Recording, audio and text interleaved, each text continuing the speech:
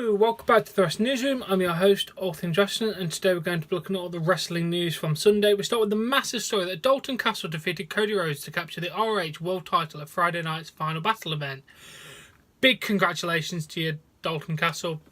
You are finally the man.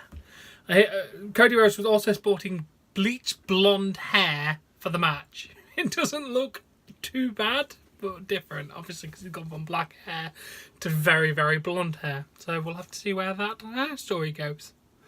Yeah, screw the championship. It's all about Cody Rhodes' hair on this show. But yeah, no, congratulations.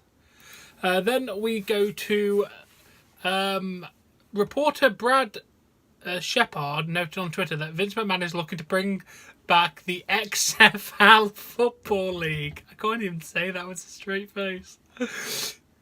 Apparently, it may be announced on January the 25th, 2018. WWE issued the following statement to Fightful.com about the statement. Vince McMahon has established and personally funding a separate entity from WWE, Alpha Entertainment, to explore investment opportunities across sports and entertainment landscape, including professional football. Mr. McMahon has nothing further to announce at this time. So, with the sound of it, he's going to have a whole different company to do this. So, if he did relaunch the XFL under a different entity, it would prevent WWE stock from tanking, because it would be two separate things. Whereas last time it was on the same thing. So, it may work. It failed on its arse last time, but it might work this time. He's a bit wiser, he's a bit older, he's a bit mental. Who knows? Go for it, Vince. Then we go to Chris Jericho doing an interview with someplace and asked about his Wrestle Kingdom match with Kenny Omega. He said he doesn't see New Japan versus WWE. He said, I'm not under contract anymore, so I can do what I want. It's nothing to do with them. Which I can get that. I mean, obviously he gives a heads up because he wants to keep a nice working relationship in the future with Vince McMahon Triple H. He's been there for, 17 years? Fucking hell. So obviously he doesn't want to tarnish anything, but it is nothing to do with them, kind of. He said nobody thought McGregor Mayweather would happen, but it did. That's an inspiration. Kenny might be the best I've seen. I'm just better. If you move WWE from the craze, New Japan are the biggest. They're worldwide. They have exciting performers. It's something everyone wants to watch. Okada and Naito will be a huge match, but even even in Japan, people are getting more excited for me and Kenny. As big as Okada Naito is, it can't transcend New Japan. Our match might never happen again. It gives us a different level of importance. I've said maybe me and Kenny will never happen again, but I never said that I'd only do one match. I never said it would be my last match in New Japan. Wait and see. Awesome. I want to see where he goes. I'm up for this. And then we have a massive story regarding Just Incredible. He was at an event Friday night, Blitz Curry Pro Wrestling, some pro event, something like that. Blitz with the Z, KRIEG event. He allegedly turned up drunk and caused a scene at the show. He got kicked out. The actual where is it? There you go. I've got the statement about it. Indie promotion, the promotion that did it, actually gave out a statement saying, in regards to last night's unfortunate incident with Just Incredible, we believe in giving second chances, and judging by the things being said very recent on his Twitter, it seems like Just Incredible had turned things around. He had tweeted that he was even looking to come back in 2018. So when our friends with Captain's Corner and Connor Promotions asked us if they could bring in Just Incredible for our Roots Radical event, we told them absolutely. He was to sign autographs from 6:30 to 8:30. When he arrived, he was very clearly under the influence. He was unable to walk straight, he was slurring his words, he smelled of alcohol. He came to the back multiple times and asked if he could cut a promo, as well as asking for a special blade to cut himself while he did said special when he did said promo.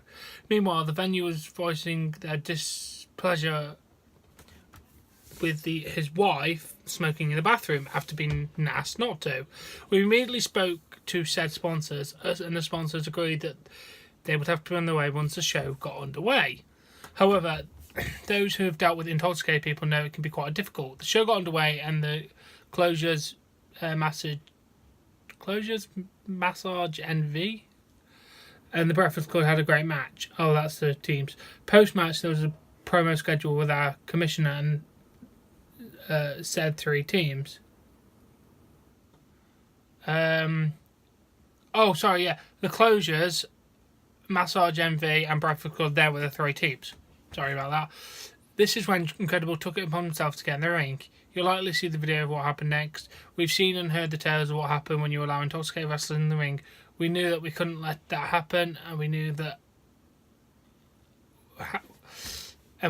we had to police our own show.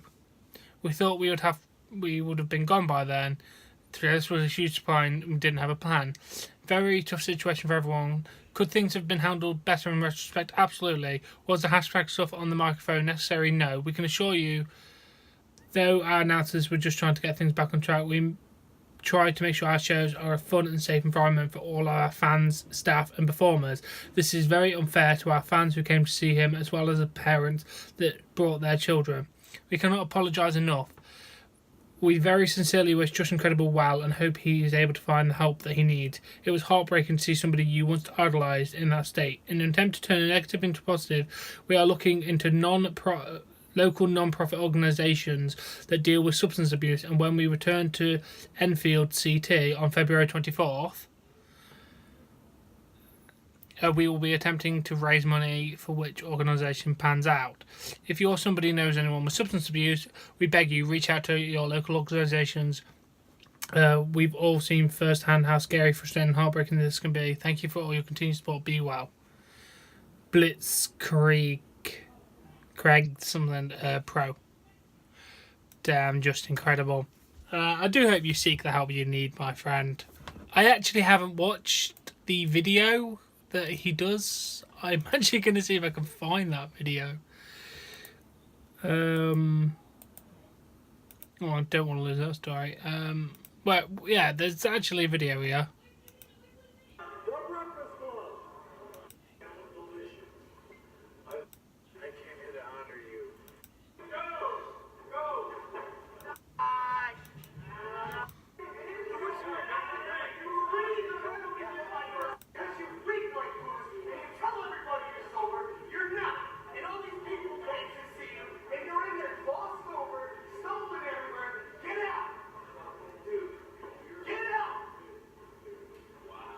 Jesus.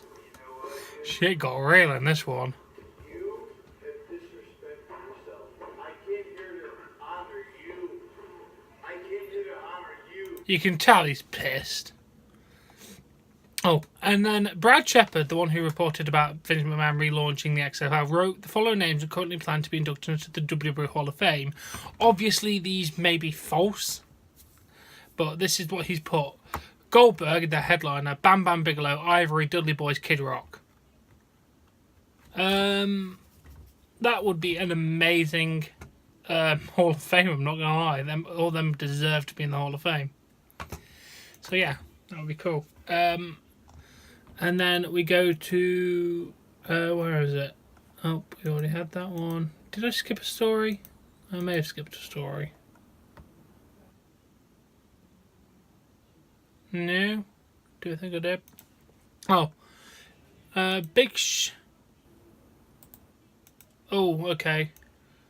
We've got 3 more stories. We've got Big Show giving an interview with Sports Illustrated and talked about the current predicament in wrestling. He said sometimes when stories are rushed and put together too fast, people can't enjoy them.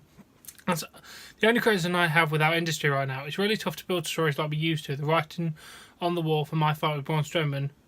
The writing was on the wall. He looked like my replacement as the next dominant giant. When I came out in '95, even though I was it was part of the storyline, I was known as the next evolution of Andre, the next giant. I was that young athlete, trash-talking monster. That was my introduction to the industry, and I was been able to build on that. Braun Strowman is the next evolution of that monster. He's athletic and explosive. I think Kane is fantastic, but I don't think people are ready for the angle between Kane and Braun or their match. Technically, psychologically, mechanically, there is nothing wrong with the matches, but people don't like the story of the two opponents in the match. The crowd hasn't been able to get into it yet, and the social media and our business criticisms is going to be a lot more prevalent, something like that. I can completely agree with you, Big Show. It does not help when you're rushing your stories. And then we have Nia Jax recorded videos teasing that Braun Strowman will be a partner for the Mixed Match Challenge show. Here's one of them. Exactly who I want to my partner in the Mixed Match Challenge, and I think he's coming this way now. Yeah, she walks off. She's at the door. Braun walks in. She slaps him in the arm.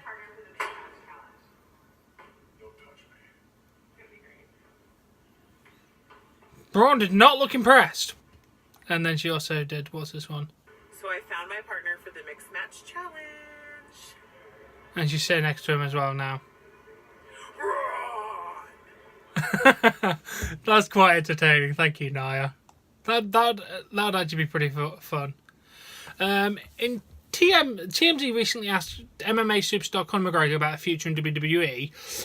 Before I tell you what, well, Conor McGregor just simply said fuck WWE, but he didn't really answer any of the questions, and they just basically looked like they shoved a camera and a microphone in his face and kept asking him bloody questions. If I was him, I would have just said fuck off TMZ.